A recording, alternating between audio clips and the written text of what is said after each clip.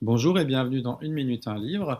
Je vous parle aujourd'hui de cet ouvrage, Prendre la parole sans prendre le pouvoir, une histoire des assemblées anti-autoritaires, de Manon I. Makili, maîtresse de conférences en sciences du langage à l'université Marie et Louis Pasteur, aux éditions du commun 2026.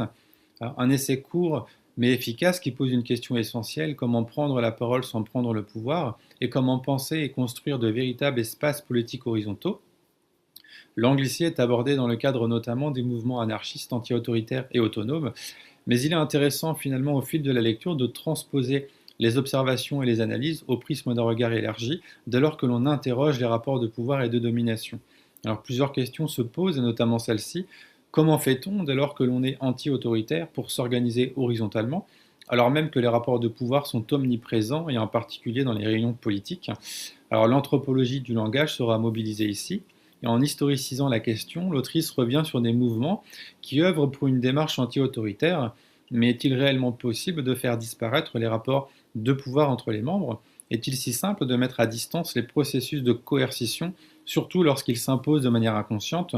L'idée ici sera alors de questionner les évidences énoncées pour limiter les rapports de domination et de révéler l'existence d'autres voies empruntées par le langage pour faire advenir les rapports d'autorité.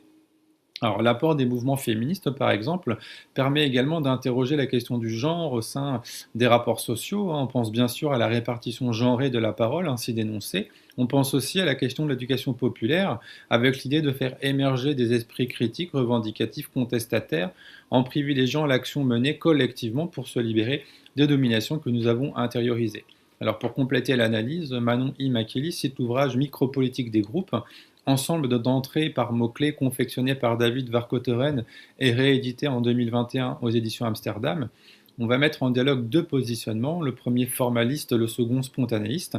L'autrice précise que les spontanéistes vont privilégier pour s'organiser politiquement la formation de regroupements organiques et affinitaires autour d'une pratique ou d'un lieu que la tenue d'assemblées ouvertes. Et pour les formalistes, en revanche, faire confiance à la spontanéité des participants et des participantes lors des rencontres militantes, c'est ne pas vouloir regarder en face ses propres privilèges, notamment de classe et de genre, c'est se moquer des rapports de domination structurelle qui imprègnent nos relations sociales et donc profiter de sa position de personne dominante pour être autoritaire. Alors revenons au titre de l'essai, prendre la parole, alors prise de pouvoir, prise de risque, quelles conditions réunir pour une prise de parole égalitaire, équitable, pour une réelle horizontalité du groupe ou de groupes, et d'ailleurs qui décide de qui parle, quand, comment, quelle réelle place pour la prise de parole de chaque personne, à l'image des groupes sociaux, comment exprimer une contradiction sans le risque d'être sanctionné par ses pairs, comment réguler des règles formelles d'accès à la parole, comme le fait de couper la parole ou de parler en même temps qu'une autre personne, et donc ici, quel rapport autoritaire s'installe-t-il? Prendre des décisions à partir d'une parole, n'est-ce pas une prise de pouvoir? L'injonction au conformisme de groupe est-elle réellement mise à distance? Et prendre la parole sans prendre le pouvoir n'est pas un état à atteindre, mais un travail collectif permanent de vigilance face aux rapports de domination qui traversent tous les groupes, y compris les plus émancipateurs. Alors la question globale n'est finalement pas si simple et la volonté ne suffit pas.